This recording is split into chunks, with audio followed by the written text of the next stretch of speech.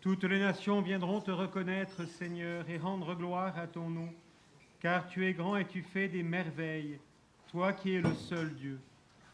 Au nom du Père, du Fils et du Saint-Esprit. Amen. La grâce de Jésus notre Seigneur, l'amour de Dieu le Père et la communion de l'Esprit Saint soient toujours avec vous. L'ancienne ouverture qui nous dit que le Seigneur est grand et qu'il fait des merveilles. Demandons dans cette Eucharistie, dans ce lieu, de la chapelle des apparitions, que nous puissions demander vraiment au Seigneur qu'il fasse des merveilles pour chacun de nous, qu'il continue ces merveilles, que nous puissions continuer aussi à prier pour tous ceux qui nous sont confiés, nous puissions continuer à prier pour que le cœur immaculé de Marie puisse triompher dans ce monde. Préparons-nous à la célébration de l'Eucharistie en reconnaissant que nous sommes pécheurs. Je confesse à Dieu Tout-Puissant, je reconnais devant vous, frères et sœurs, que j'ai péché en pensée, en parole, par action et par omission. Oui, j'ai vraiment péché. C'est pourquoi je supplie la bienheureuse Vierge Marie, les anges et tous les saints, et vous aussi, frères et sœurs, de prier pour moi le Seigneur notre Dieu. Que Dieu Tout-Puissant nous fasse miséricorde, qu'il nous pardonne nos péchés et nous conduise à la vie éternelle.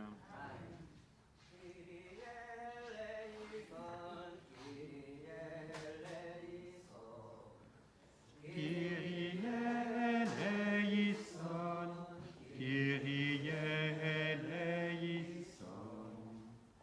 Christe, Christe, Christe eleison, Christe, Christe, Christe eleison,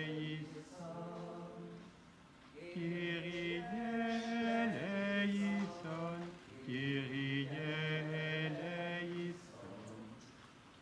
Kyrie eleison, Kyrie eleison.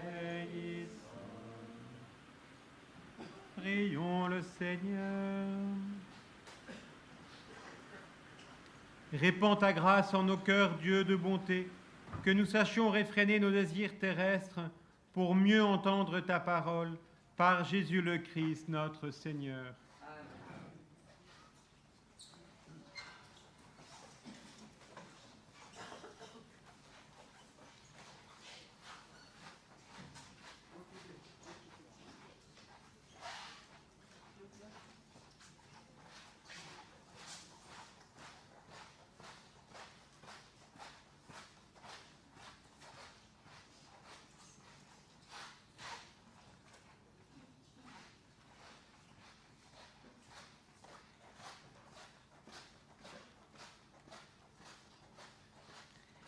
Lecture du livre d'Osée. Reviens, Israël, au Seigneur ton Dieu, car tu t'es effondré par suite de tes fautes. Revenez au Seigneur en lui présentant ses paroles. Enlève toutes les fautes et accepte une belle offrande. Au lieu des taureaux, nous t'offrons en sacrifice les paroles de nos lèvres. Puisque les Assyriens ne peuvent pas nous sauver, nous ne monterons plus sur des chevaux et nous ne dirons plus à l'ouvrage de nos mains, tu es notre Dieu. Car toi seul as compassion de l'orphelin. Voici la réponse du Seigneur. Je les guérirai de leur infidélité, je leur prodiguerai mon amour, car je suis revenu de ma colère. Je serai pour Israël comme la rosée, il fleurira comme le lys, il étendra ses racines comme les arbres du Liban. Ses jeunes pousses vont grandir, sa parure sera comme celle de l'olivier, son parfum comme celui de la forêt du Liban. Ils reviendront s'asseoir à son ombre, ils feront revivre le blé, ils fleuriront comme la vigne, ils seront renommés comme le vin du Liban. Éphraïm, peux-tu me confondre avec les idoles ? C'est moi qui te réponds et qui te regarde. Je suis comme le cyprès toujours vert, c'est moi qui te donne ton fruit. Qui donc est assez sage pour comprendre ces choses, assez pénétrant pour les saisir ? Oui, les chemins du Seigneur sont droits, les justes y avancent, les pécheurs y tombent. Parole du Seigneur.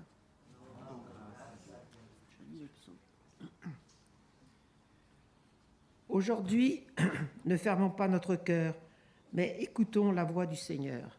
Aujourd'hui, ne fermons pas notre cœur, mais écoutons la voix du Seigneur. Mon peuple n'a pas écouté ma voix. J'ai ôté le poids qui chargeait ses épaules. Ses mains ont déposé le fardeau. Quand tu étais sous l'oppression, je t'ai sauvé. Aujourd'hui, ne fermons pas notre cœur, mais écoutons la voix du Seigneur. Je répondais, caché dans l'orage, je t'éprouvais près des eaux de Mériba. Écoute, je t'adjure, ô mon peuple, vas-tu m'écouter, Israël? Aujourd'hui, ne fermons pas notre Cœur, mais écoutons la voix du Seigneur. Tu n'auras pas chez toi d'autre Dieu.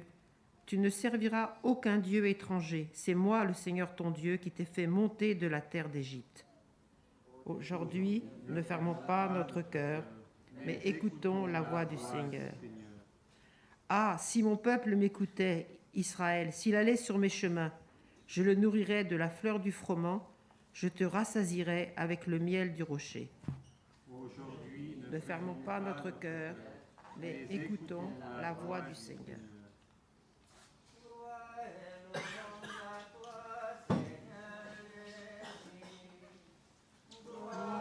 et louange à toi, Seigneur Jésus.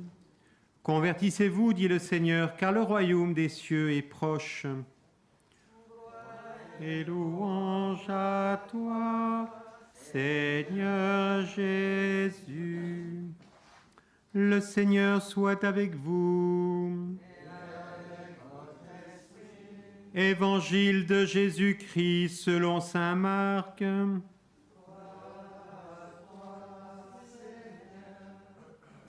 Un scribe s'avança vers Jésus et lui demanda « Quel est le premier de tous les commandements ?»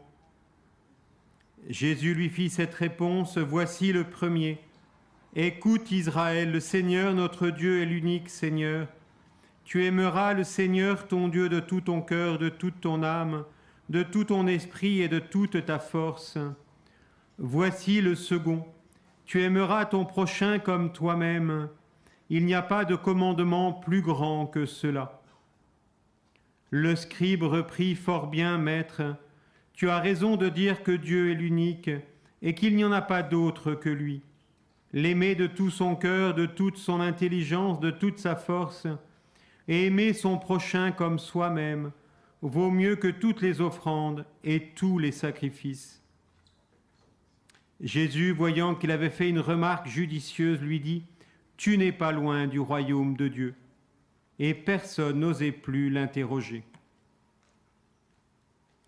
Acclamons la parole de Dieu.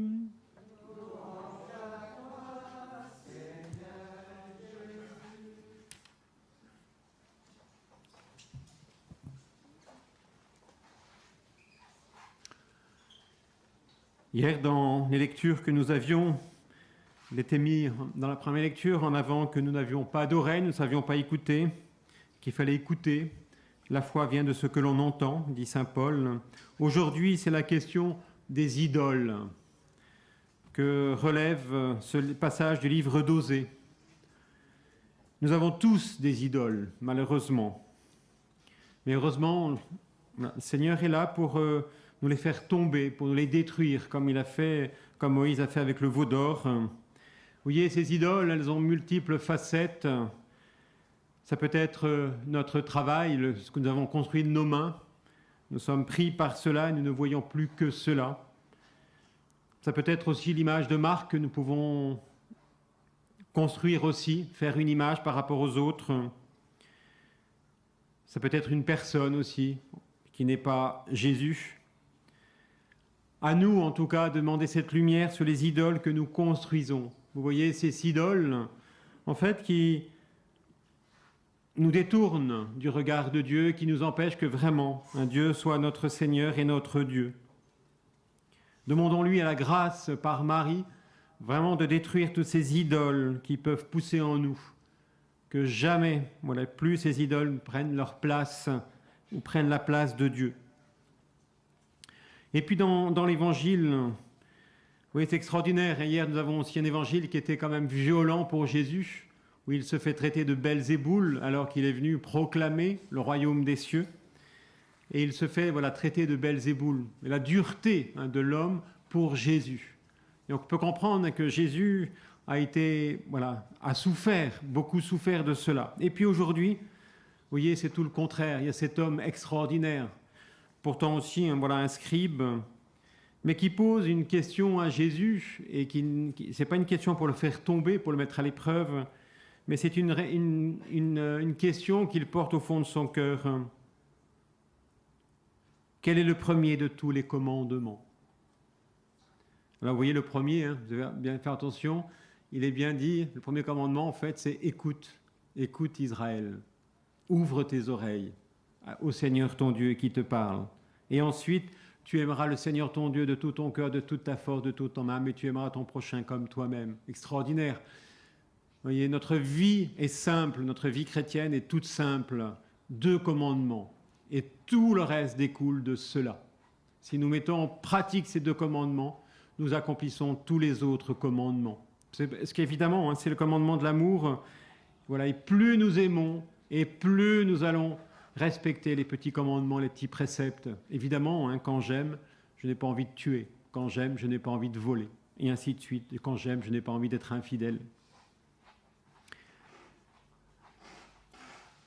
Ces 2 commandements, évidemment, certes, c'est d'une grande simplicité et en même temps pas si évident que cela. Vous voyez, dans Saint Jean nous dit que ces 2 commandements, ils sont terriblement liés, ils ne font qu'un. Et Saint Jean le dira bien dans sa première épître, celui qui dit aimer Dieu qui n'aime pas son frère est un menteur. Ce qui veut dire que comment mesurer l'amour que nous avons à l'égard de Dieu? C'est en regardant comment nous aimons les autres. Comment nous portons notre regard sur l'autre, quel amour nous lui portons. Et c'est extraordinaire en fait. Et Saint Jean dit aussi, personne, nul n'a vu Dieu, si ce n'est le Fils. Et comment voir Dieu en fait? Et le Mère Teresa le dira très bien. C'est à partir de l'autre, du plus pauvre en particulier.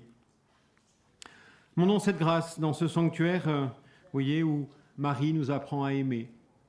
Ici, elle a tellement manifesté qu'elle a voulu tellement répandre la dévotion ou cette consécration à son cœur immaculé, c'est pour que nous puissions apprendre à aimer. Notre grande, en fait, richesse, c'est que Marie nous ait donné pour nous apprendre à aimer. Et que nous puissions reconnaître nos incapacités pour aimer, nos incapacités à donner notre vie pour l'autre, et que la Vierge Marie nous aide à cela. Demandons-lui avec courage, avec force. Et je termine par cette petite phrase de Mère Teresa.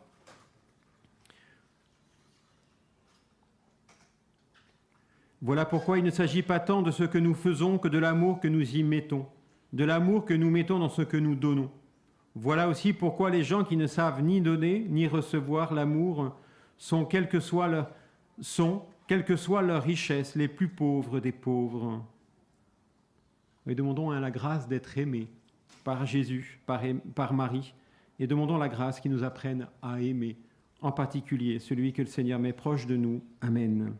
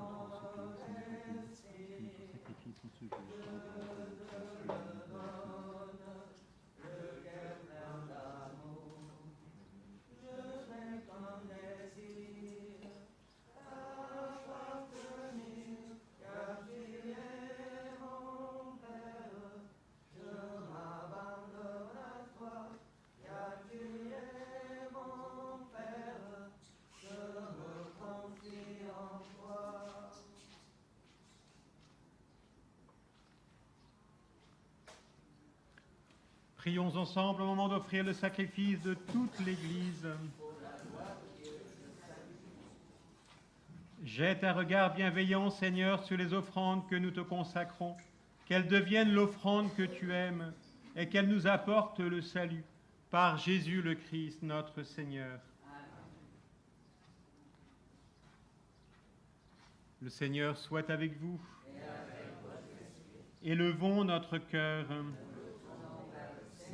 Rendons grâce au Seigneur notre Dieu.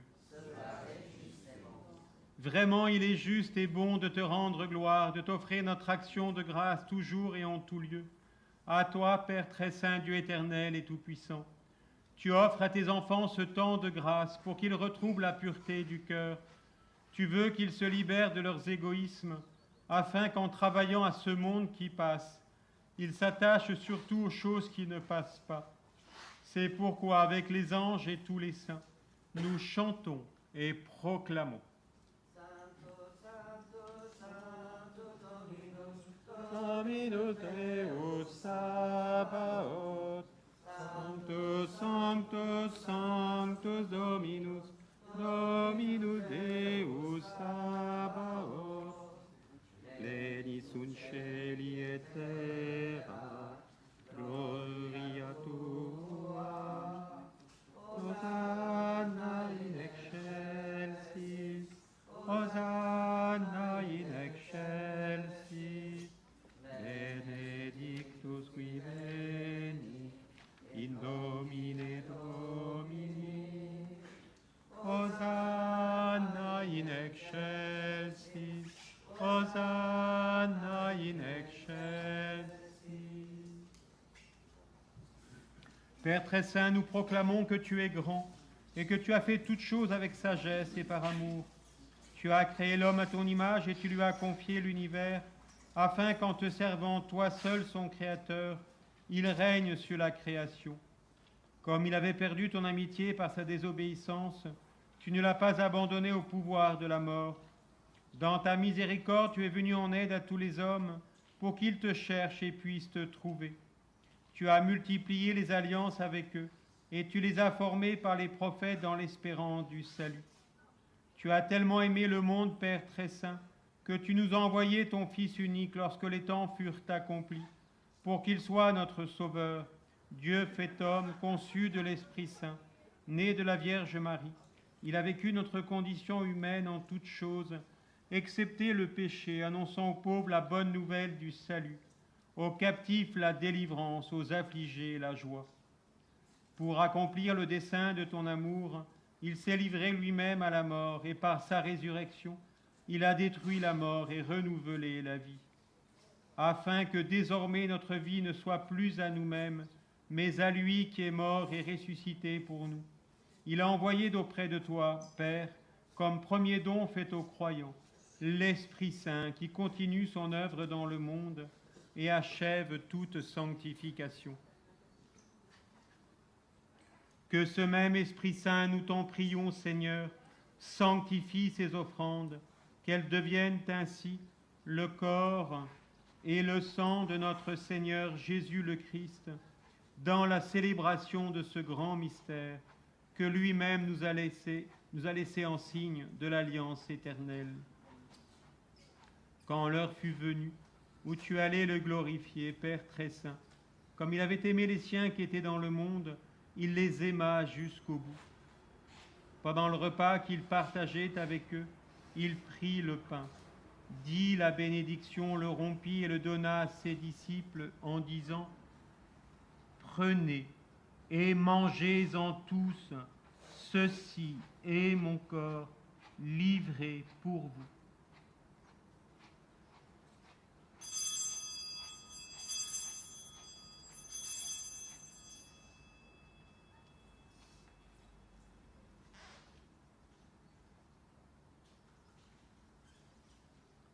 De même, il prit la coupe remplie de vin, il rendit grâce et la donna à ses disciples en disant, « Prenez et buvez-en tous, car ceci est la coupe de mon sang, le sang de l'alliance nouvelle et éternelle qui sera versé pour vous et pour la multitude en rémission des péchés. Vous ferez cela en mémoire de moi. »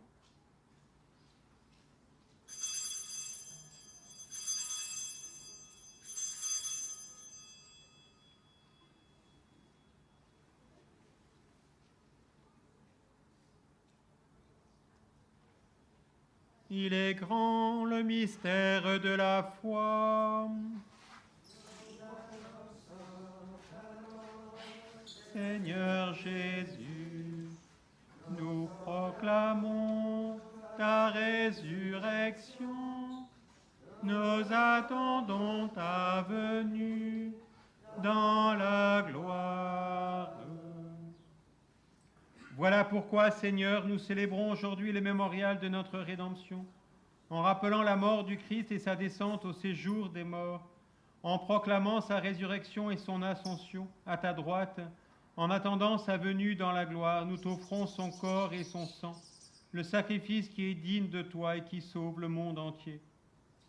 Regarde, Seigneur, celui qui s'offre dans le sacrifice que toi-même as préparé pour ton Église, et dans ta bonté, accorde à tous ceux qui vont partager ce pain et boire à cette coupe, d'être rassemblés par l'Esprit Saint en un seul corps, pour qu'ils deviennent eux-mêmes dans le Christ une vivante offrande à la louange de ta gloire. Et maintenant, Seigneur, rappelle-toi tous ceux pour qui nous offrons le sacrifice, en premier lieu ton serviteur, notre pape François, l'évêque de ce lieu, et l'ensemble des évêques, les prêtres et les diacres, les fidèles qui présentent cette offrande, les membres de notre assemblée, le peuple entier qui t'appartient, et tous ceux qui te cherchent avec droiture. Souviens-toi aussi de ceux qui sont morts dans la paix du Christ, tout particulièrement tous les défunts de nos familles, toutes les âmes du purgatoire, et de tous les défunts dont toi seul connais la foi. À nous qui sommes tes enfants, accorde, Père très bon, l'héritage de la vie éternelle auprès de la Vierge Marie, la bienheureuse Mère de Dieu, auprès de Saint Joseph, son époux, des apôtres et de tous les saints dans ton royaume. Nous pourrons alors, avec la création tout entière, enfin libérés de la corruption du péché et de la mort, te glorifier par le Christ notre Seigneur, par qui tu donnes au monde toute grâce. Le Père Tout-Puissant, en l'unité du Saint-Esprit, tout honneur et toute gloire pour les siècles des siècles.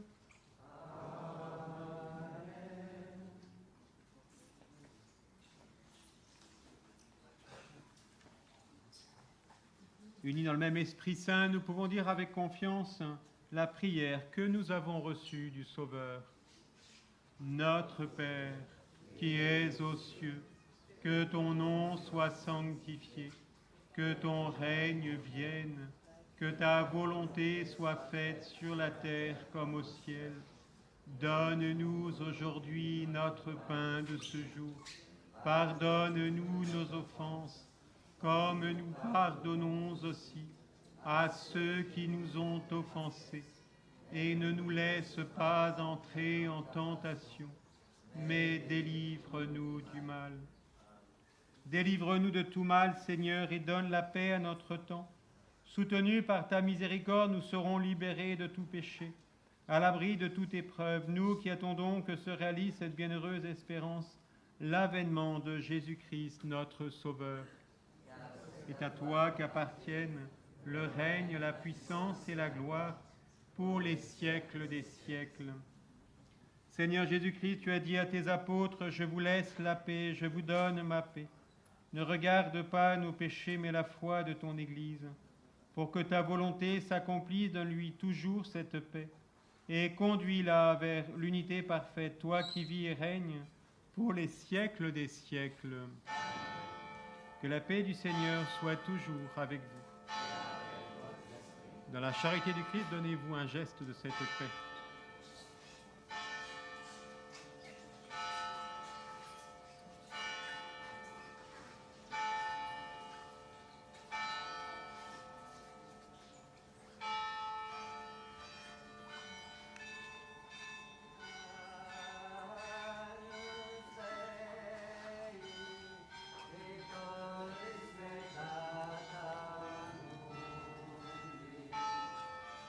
Miserere nobis, miserere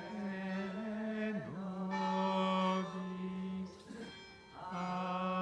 Agnus Dei, qui tollis peccata mundi, miserere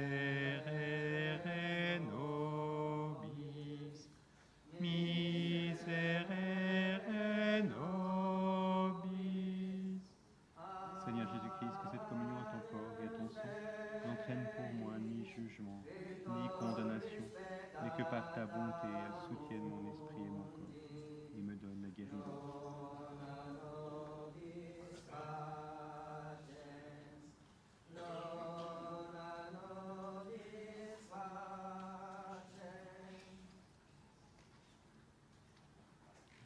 Voici l'agneau de Dieu, voici celui qui enlève les péchés du monde.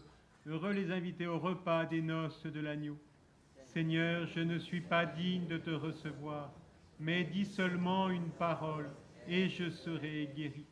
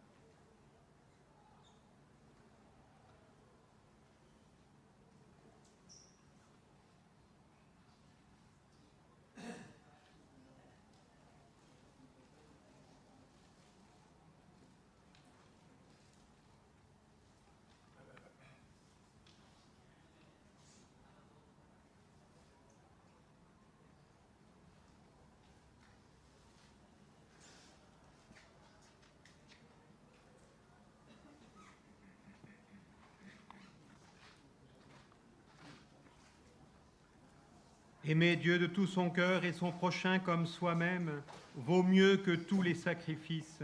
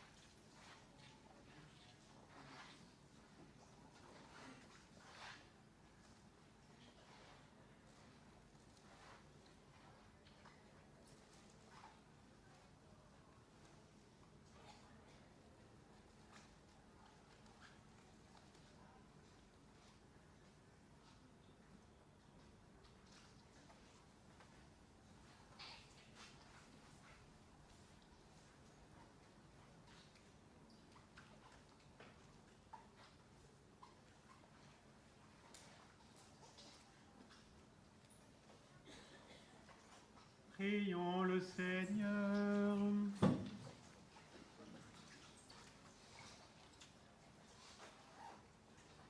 Que ta propre énergie, Seigneur, transforme nos esprits et nos corps.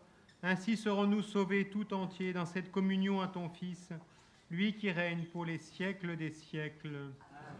Le Seigneur soit avec vous. Et que Dieu Tout-Puissant vous bénisse, le Père, le Fils et le Saint-Esprit.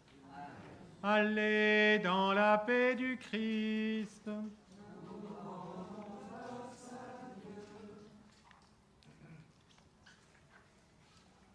allons prendre la consécration à la Vierge Marie, nous confier au cœur immaculé de Marie.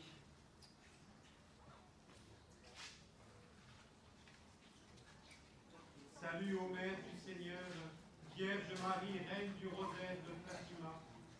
Tu es bénie entre toutes les femmes. Tu es l'image de l'Église revêtue de la lumière pascale. Tu es l'honneur de notre peuple. Tu es le triomphe sur l'empreinte du malin. Prophétie de l'amour miséricordieux du Père. Éducatrice de l'annonce de la bonne nouvelle du Fils. Signe du feu ardent de l'Esprit Saint. Enseigne-nous dans cette vallée de joie et de douleur les vérités éternelles que le Père révèle aux tout petits.